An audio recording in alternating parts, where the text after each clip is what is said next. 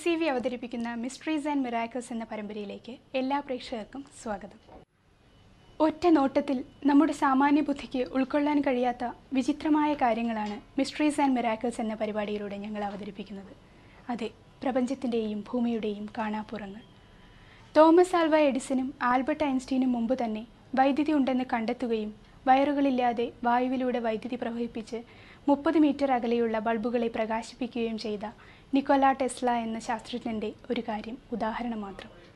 ഈ പരിപാടി നിങ്ങൾക്കായി അവതരിപ്പിക്കുന്നത് 12 തവണ സംസ്ഥാന റൈഫിൾ ഷൂട്ടിംഗ് ചാമ്പ്യനായി അറിയപ്പെടുകയും ഇപ്പോൾ മാതൃഭൂമി ദിനപത്രത്തിൽ വ്യാഴാഴ്ച തോറും ശാസ്ത്രജാലകം പങ്ക്തി എഴുതിക്കൊണ്ടിരിക്കുകയും ചെയ്യുന്ന ബഹുമുഖ പ്രതിഭയായ പ്രശസ്ത റേക്കി മാസ്റ്റർ കോങ്ങാട് ചാത്തൻകുളം സ്വദേശി CM സുരേഷ് കുമാറാണ്. മാന്യ പ്രേക്ഷകർക്ക് നമസ്കാരം. ഞാൻ ഏതായാലും മനസ്സിനെക്കുറിച്ച് അല്ലെങ്കിൽ ബ്രെയിൻ വേവ്സിനെ കുറിച്ച് ഇവിടെ സബ്ജക്റ്റ് എത്തിയ സ്ഥിതിക്ക് മനസ്സിൻ്റെ ചില ആസ്പെക്റ്റുകൾ, ചില മനസ്സിൻ്റെ ചില പ്രത്യേകതകൾ ഞാൻ മാന്യ പ്രേക്ഷകരുടെ ശ്രദ്ധയിലേക്ക് കൊണ്ടുവരികയാണ്.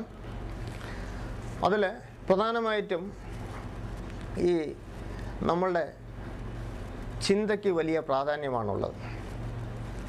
അതായത് ഈ ചിന്തകൾ മൂന്നോ നാലോ ഡിഫറെൻ്റ് ആസ്പെക്റ്റാണ് മൈൻഡിനുള്ളത്. അതിൽ ഒരു പ്രധാനപ്പെട്ട ആസ്പെക്റ്റാണ് ഞാൻ പറയുന്നത്. ചിന്ത അഥവാ തോട്ട്സ്. ഈ ചിന്ത ഉണ്ടായിക്കഴിഞ്ഞാൽ ആ ഒരു ചിന്തയോട് അറ്റാച്ച്ഡ് ആയിക്കൊണ്ട് ഇമോഷൻസ് ഉണ്ടാവും, വികാരങ്ങൾ. ആദ്യം ചിന്ത ഉണ്ടാകുന്നു. ചിന്ത നമ്മൾക്ക് വികാരങ്ങൾ ഉണ്ടാക്കുന്നു. ഇഷ്ടം, ഇഷ്ടക്കേട്, ദേഷ്യം, വെറുപ്പ്, അസൂയ അല്ലെങ്കിൽ സ്നേഹം, അങ്ങനെയുള്ള വികാരങ്ങൾ. ആദ്യം ചിന്തയാണ് ഉണ്ടാകുന്നത്. ചിന്ത നമ്മൾക്ക് ഇമോഷൻസ് ഉണ്ടാക്കുന്നു അഥവാ വികാരങ്ങൾ ഉണ്ടാക്കുന്നു. ഈ ഇമോഷൻസ് നമ്മളെ ആക്ടിവേറ്റ് ചെയ്യുന്നു അഥവാ ഈ ഇമോഷൻസ്, വികാരങ്ങൾ നമ്മെ കൊണ്ട് കർമ്മം ചെയ്യിക്കുന്നു. ചിന്ത ഉണ്ടാകുന്നു, ചിന്ത ഇമോഷൻസിൽ ഉണ്ടാക്കുന്നു, ഇമോഷൻസ് നമ്മളെ കൊണ്ട് കർമ്മം ചെയ്യിക്കുന്നു. ഈ കർമ്മം അഥവാ പ്രവൃത്തി ക്രമേണ നമ്മളുടെ ഹാബിറ്റ്സായി മാറുന്നു, നമ്മളെ ശീലം അഥവാ ഹാബിറ്റ്സായി മാറുന്നു. അവസാനം ആത്യന്തികമായി അത് നമ്മളുടെ ക്യാരക്ടറിൻ്റെ ഭാഗമാകുന്നു അഥവാ സ്വഭാവത്തിൻ്റെ ഭാഗമായി മാറുന്നു. അപ്പോൾ ആദ്യം ചിന്തയാണ് ഉണ്ടാകുന്നത്. ചിന്ത ഇമോഷൻസ് ഉണ്ടാക്കുന്നു, വികാരങ്ങൾ ഉണ്ടാക്കുന്നു, വികാരങ്ങൾ നമ്മളെ ആക്ടിവേറ്റ് ചെയ്യാതെ കർമ്മം ചെയ്യിക്കുന്നു. ചിന്ത, വികാരങ്ങൾ, കർമ്മം. ഈ കർമ്മം നമ്മളുടെ ശീലമായി മാറുന്നു അഥവാ ഹാബിറ്റ്സായി മാറുന്നു. അവസാനം ആത്യന്തികമായി അത് നമ്മളുടെ സ്വഭാവത്തിൻ്റെ ഭാഗമായി മാറുന്നു. It becomes part of our character. പക്ഷേ രസകരമായ കാര്യം എന്താ വെച്ചാൽ വേൾഡിന്, പുറം ലോകത്തിന്, ജനങ്ങൾക്ക് നമ്മളെ അറിയുന്നത് നമ്മളെ ക്യാരക്ടറിൻ്റെ പേരിലാണ്.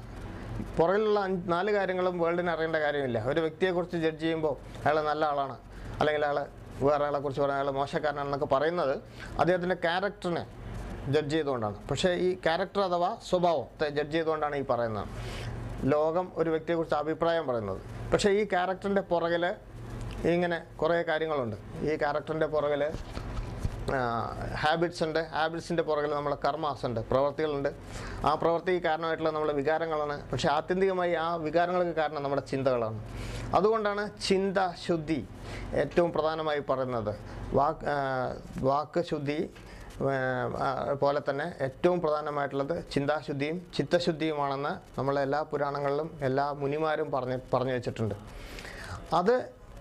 എനിക്കുള്ള പ്രയാണം ബീറ്റ ലെവലിൽ ഇരുന്നുകൊണ്ട്, അതായത് ജാഗ്രതാവസ്ഥയിൽ ബ്രെയിൻ വേവ് പ്രൊഡ്യൂസ് ചെയ്യുന്ന ബീറ്റ ലെവലിൽ മാനസികാവസ്ഥയിൽ ഇരുന്നുകൊണ്ട് ചിന്താശുദ്ധി വരുത്താൻ ശ്രമിച്ചാൽ വളരെ വിഷമമാണ്. അതുകൊണ്ടാണ് പലർക്കും ഈ ബാഡ് ഹാബിറ്റുകൾ പലതും മാറ്റാൻ സാധിക്കാത്തത്.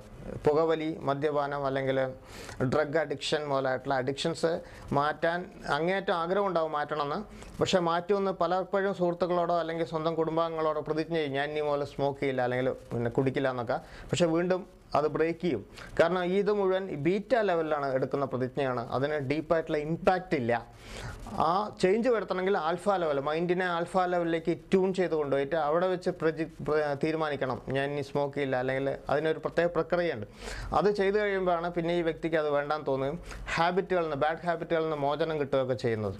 അതിൻ്റെ പുറകിലുള്ളത് ഈ ബീറ്റ, ആൽഫ, തീറ്റ, ഡെൽറ്റ എന്നുള്ള മനസ്സിൻ്റെ, ബ്രെയിൻ വേവ്സിൻ്റെ 4 അവസ്ഥകളാണ്. അപ്പോൾ ചിന്ത ശുദ്ധീകരിച്ചു കഴിഞ്ഞാൽ ആത്യന്തികമായിട്ട് നമ്മുടെ ക്യാരക്ടർ ശുദ്ധീകരിക്കപ്പെടുകയും നമ്മൾ നല്ലൊരു ജീവിതം നയിക്കാൻ ഇടയാവുകയും ചെയ്യും. ഇനി മനസ്സിൻ്റെ വേറൊരു ആസ്പെക്റ്റ് എന്ന് പറയുന്നത് ഈ ചിന്ത തന്നെ. ഇത് രണ്ടാമതൊരു ആസ്പെക്റ്റാണ്. ചിന്ത വികാരങ്ങൾ ഉണ്ടാക്കുമെന്ന് പറഞ്ഞു. ഒരു ചിന്ത ഉണ്ടെങ്കിൽ അതിനോട് അസോസിയേറ്റഡ് ആയിട്ട്, അതിനോട് ബന്ധപ്പെട്ടിട്ട് വികാരങ്ങളുടെ ഒരു കോമ്പിനേഷൻ കാണും. ഈ വികാരങ്ങളുടെ കോമ്പിനേഷൻ ഹ്യൂമൻ ബോഡിക്കകത്ത് വ്യത്യസ്തങ്ങളായിട്ടുള്ള എൻഡോക്രൈൻ ഗ്ലാൻഡുകളെ ഓപ്പറേറ്റ് ചെയ്യും, സ്രവങ്ങൾ പ്രൊഡ്യൂസ് ചെയ്യുകയും ചെയ്യും. ഉദാഹരണത്തിന് നല്ല ടേസ്റ്റി ആയിട്ടുള്ളൊരു ഫുഡിനെ കുറിച്ച് നമ്മൾ ആലോചിച്ചാൽ ഉടനെ ആ ചിന്ത ഇഷ്ടമെന്നുള്ള വികാരം അല്ലെങ്കിൽ ആ സ്വാദ് എന്നുള്ള വികാരം ഉണ്ടാക്കുകയും അതുടനെ വായിൽ നിന്ന് ഉമിനീർ പ്രൊഡ്യൂസ് ചെയ്യുകയും ചെയ്യുന്ന പോലെ ഓരോ ചിന്തയ്ക്കും ബന്ധപ്പെട്ടിട്ട് ആ ചിന്തയോട് ബന്ധപ്പെട്ടുകൊണ്ട് കോമ്പിനേഷൻസ് ഓഫ് ഇമോഷൻസ് ഉണ്ട്. ഈ വികാരങ്ങളുടെ ഒരു കോമ്പിനേഷൻ ഉണ്ട്. ആ കോമ്പിനേഷൻ ഓഫ് ഇമോഷൻസ്, ആ ഇമോഷൻസിന് അനുസൃതമായിട്ടുള്ള എൻഡോക്രൈൻ ഗ്ലാൻഡുകളെ പ്രവർത്തിപ്പിക്കുകയും ബോഡിക്കകത്ത് സ്രവങ്ങൾ ഉണ്ടാക്കുകയും ചെയ്യും. ബയോ കെമിക്കൽ ചേഞ്ച് ഉണ്ടാക്കുന്നു ശരീരത്തിനകത്ത്.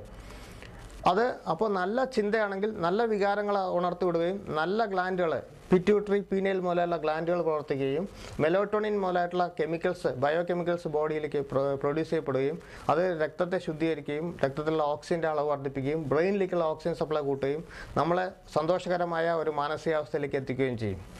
ഈ നല്ല ചിന്തകൾ എങ്ങനെ ഉണ്ടാക്കുന്നു വെച്ചാൽ അത് ബീറ്റാ ലെവലിലിരുന്നുകൊണ്ട് ഞാൻ ഇന്നു മുതൽ ഇനി നല്ല ചിന്ത മാത്രമേ ചിന്തിക്കുള്ളൂ എന്നൊന്നും വിചാരിച്ച് നടക്കില്ല.